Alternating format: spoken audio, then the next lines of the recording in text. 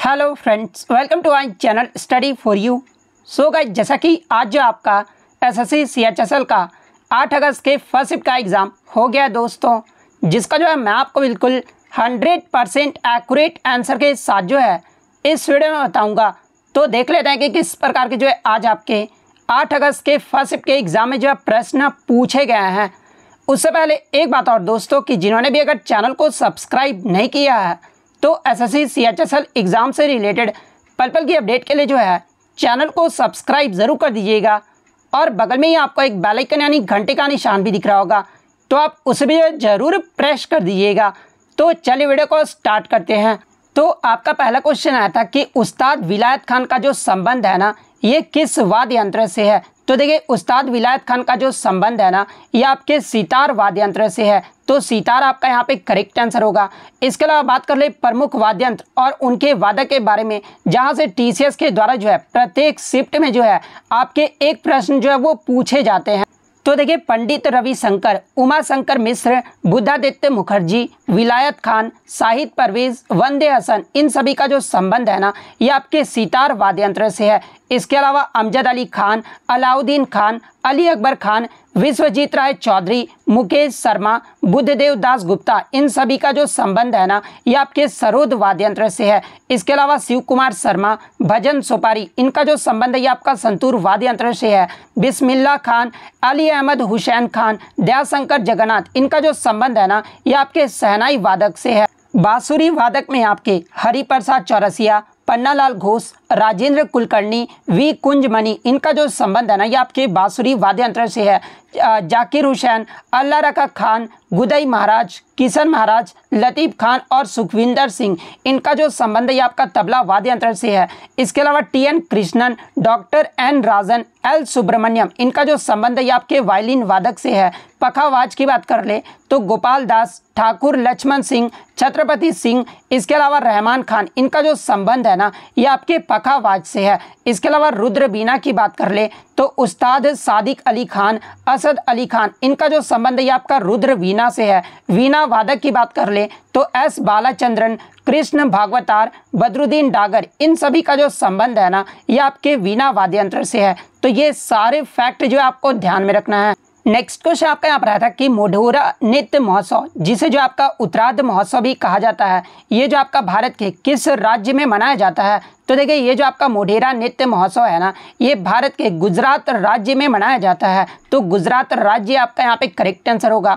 इसके अलावा मैं आपको बता दूं कि ये जो आपका मोढेरा नृत्य महोत्सव है ना, ये आपके भगवान सूर्य देव को समर्पित है। और ये जो आपका प्रतिवर्ष जनवरी के तीसरे सप्ताह के दौरान जो है इस महोत्सव का जो आयोजन है वो किया जाता है। इसके अलावा मैं आपको बता दूं कि ये जो आपका मोढेरा नृत्य महोत्सव है ना, ये आपका 3 दिवसीय नृत्य महोत्सव है, यानी 3 दिनों तक जो है इस महोत्सव को जो वो आपका मनाया जाता है। इसके अलावा मैं आपको बता दूं कि एक आपका मोढेरा सूर्य मंदिर भी है, जो कि आपका गुजरात राज्य में है, और ये भी आपका भगवान सूर्य को समर्पित है। इसके अलावा एग्जाम में पूछा जाता है कि मोढेरा सूर्य मंदिर का जो निर्माण है ना, ये किस वंश के द्वारा करवाया गया था। तो देखिए, मोढेरा सूर्य मंदिर का जो निर्माण है ना, ये आपके सोलंकी राजवंश के भीमदेव प्रथम के द्वारा जो है 1026 ईस्वी में मोढेरा सूर्य मंदिर का निर्माण जो वो करवाया गया था।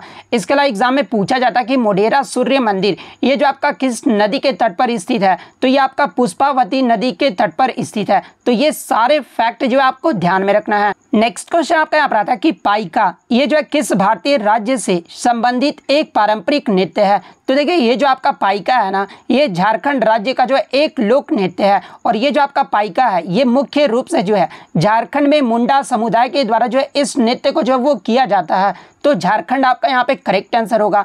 अब देखिए, मैं आपको बता दूं कि ऑप्शन में अगर आपका झारखंड नहीं दिया होगा ना, तो देखिए पाइका जो है ये आपका उड़ीसा राज्य का जो है एक मार्शल आर्ट भी है। तो ये फैक्ट भी आपको ध्यान में रखना है। तो अगर झारखंड ऑप्शन में नहीं दिया गया था तो फिर आपका उड़ीसा जो है वो करेक्ट आंसर होगा। नेक्स्ट क्वेश्चन आपका यहाँ पर आता है कि नाटकी नटराज का जो संबंध है ना, ये किस शास्त्रीय नृत्य से है। तो देखिए, नाटकी नटराज का जो संबंध है ना, ये आपके भरतनाट्यम नृत्य से है। तो भरतनाट्यम आपका यहाँ पे करेक्ट आंसर होगा।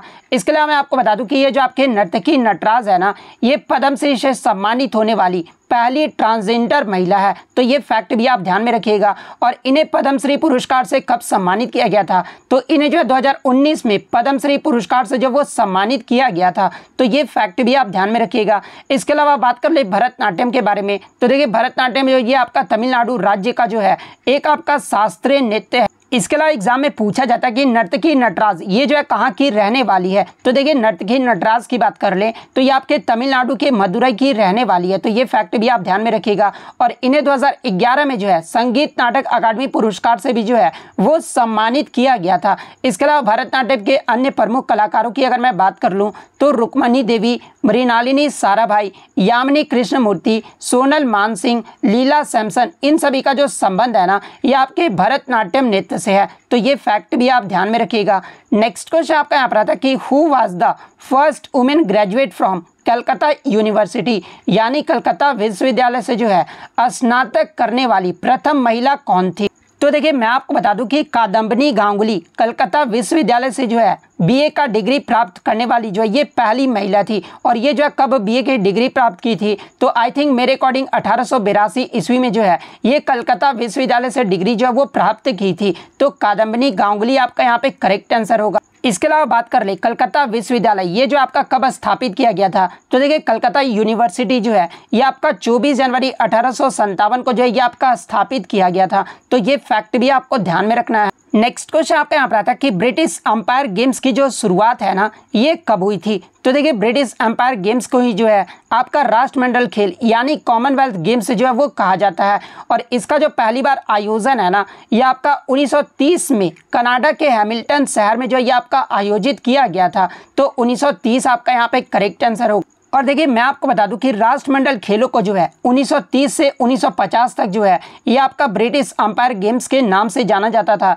1954 से 1966 तक इसे जो है British umpire and Commonwealth games के नाम से जाना जाता था। और 1970 से 1974 के बीच जो है इसे ब्रिटिश कॉमनवेल्थ गेम्स के नाम से जो है वो जाना जाता था। और वर्तमान में जो है आपका ब्रिटिश अंपायर गेम्स को जो है ये आपका राष्ट्रमंडल खेल के नाम से जाना जाता है। इसके अलावा 22वां जो आपका संस्करण हुआ है राष्ट्रमंडल खेल का ये कहां पर आयोजित किया गया था? तो ये आपका 2022 में जो है इंग्लैंड के बर्मिंघम शहर में जो है ये आपका आयोजित किया गया। और 21वां जो आपका राष्ट्रीय खेल हुआ था राष्ट्रमंडल खेल हुआ था ये आपका 2018 में हुआ था जो कि आपका गोल्ड कोस्ट ऑस्ट्रेलिया में आयोजित किया गया था। और ये जो आपका कॉमनवेल्थ गेम्स है ना ये आपका प्रत्येक 4 साल बाद जो है ये आपका आयोजित किया जाता है। तो इतने पॉइंट जो आप ध्यान में रखिएगा। इसके अलावा बात कर ले भारत में कब जो आपका कॉमनवेल्थ गेम्स आयोजित किया गया था? तो आई थिंक 2010 में जो है भारत में जो आपका कॉमनवेल्थ गेम्स जो है वो आपका आयोजित किया गया था। नेक्स्ट क्वेश्चन आपका यहाँ पर आता कि आर्य समाज की जो स्थापना है ना ये कहाँ पर हुई थी?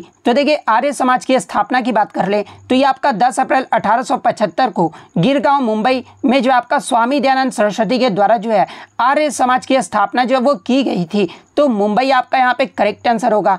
इसके अलावा एग्जाम में पूछा जाता है कि दयानंद सरस्वती का जो है मूल नाम यानी बचपन का नाम जो है वो क्या था? तो देखिए दयानंद सरस्वती का जो वास्तविक नाम था ना ये आपका मूल शंकर था। और इनके गुरु का नाम भी जो है पूछा जाता है। तो देखिए दयानंद सरस्वती के जो गुरु का नाम था ना ये आपके विरजानंद दंडीदा था। तो ये फैक्ट भी आपको ध्यान में रखना है।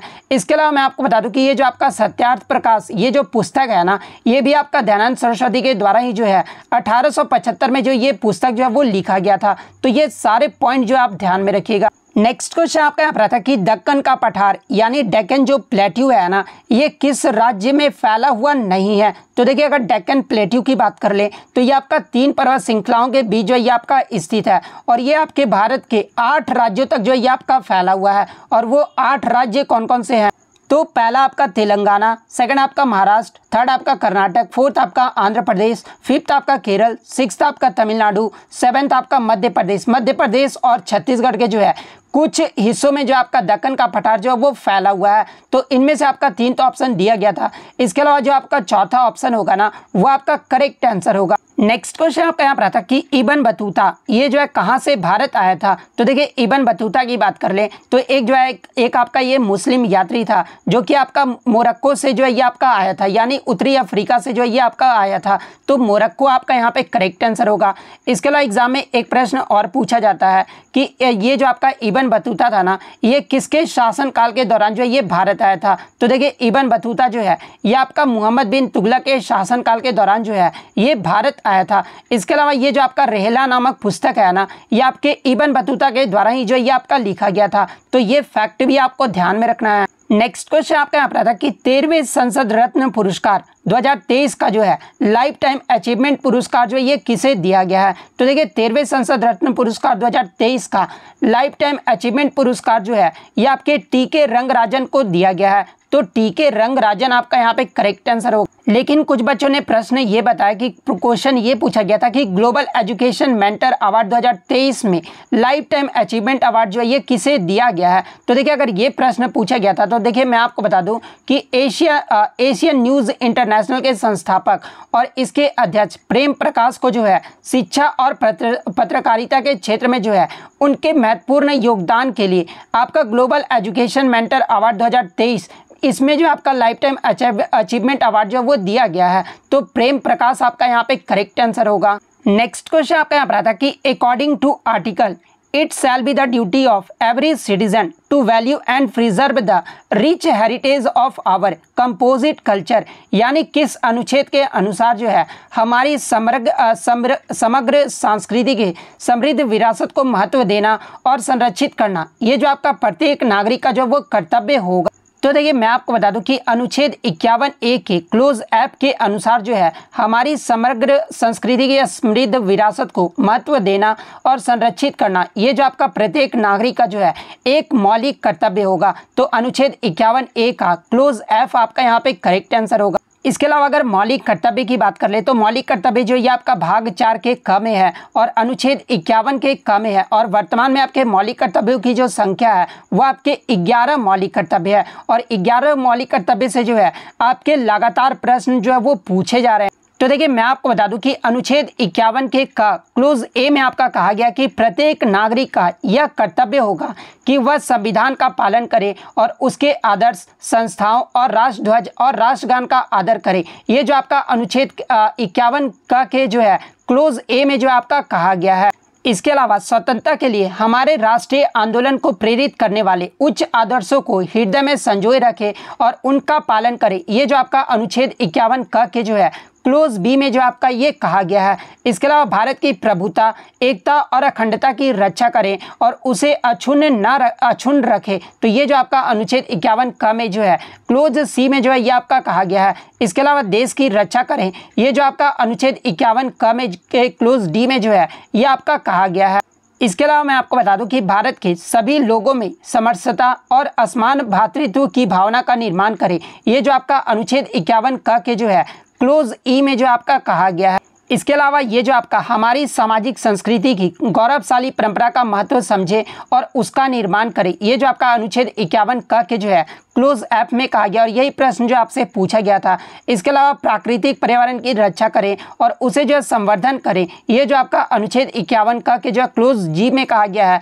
इसके अलावा वैज्ञानिक दृष्टिकोण और ज्ञानार्जन की भावना का विकास करें। ये जो आपका अनुच्छेद 51 क के जो है क्लोज एच में जो वह कहा गया है। इसके अलावा सार्वजनिक संपत्ति की सुरक्षित रखें। ये जो आपका क्लोज आई में जो है आपका कहा गया है। इसके अलावा व्यक्तिगत एवं सामूहिक गतिविधियों के सभी क्षेत्रों में जो है उत्कर्ष की ओर बढ़ने का सतत प्रयास करें। ये जो आपका क्लोज जे में जो है वो आपका कहा गया है।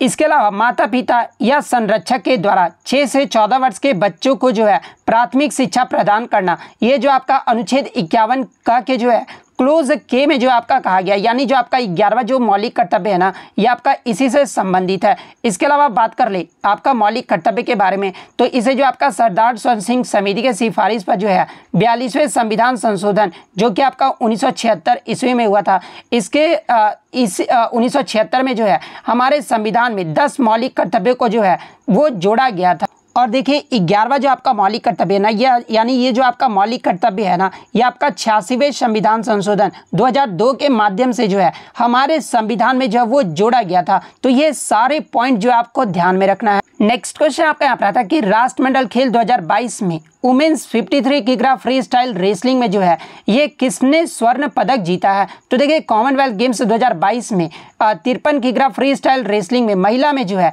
ये आपका स्वर्ण पदक जो है ये विनेश फोगाट के द्वारा जीता गया है। तो विनेश फोगाट आपका यहाँ पे करेक्ट आंसर होगा। अब देखिए कुछ बच्चों ने बताया कि वुमेन्स के 48 किग्रा मिनी वेट बॉक्सिंग के बारे में पूछा गया था। तो देखिए कॉमनवेल्थ गेम्स 2022 में वुमेन्स के 48 किग्रा मिनी वेट बॉक्सिंग में जो है ये नीतू खंगास के द्वारा जो है ये स्वर्ण पदक जीता गया था। तो अगर ये प्रश्न पूछा गया था तो नीतू खंगास आपका यहाँ पे करेक्ट आंसर। इसके अलावा मैं आपको बता दूं कि कॉमनवेल्थ गेम्स 2022 में वुमेन्स के 50 किग्रा लाइट फ्लाइट वेट बॉक्सिंग में जो है निखत जरीन के द्वारा जो है ये आपका गोल्ड मेडल जीता गया था। तो ये फैक्ट भी आपको ध्यान में रखना है।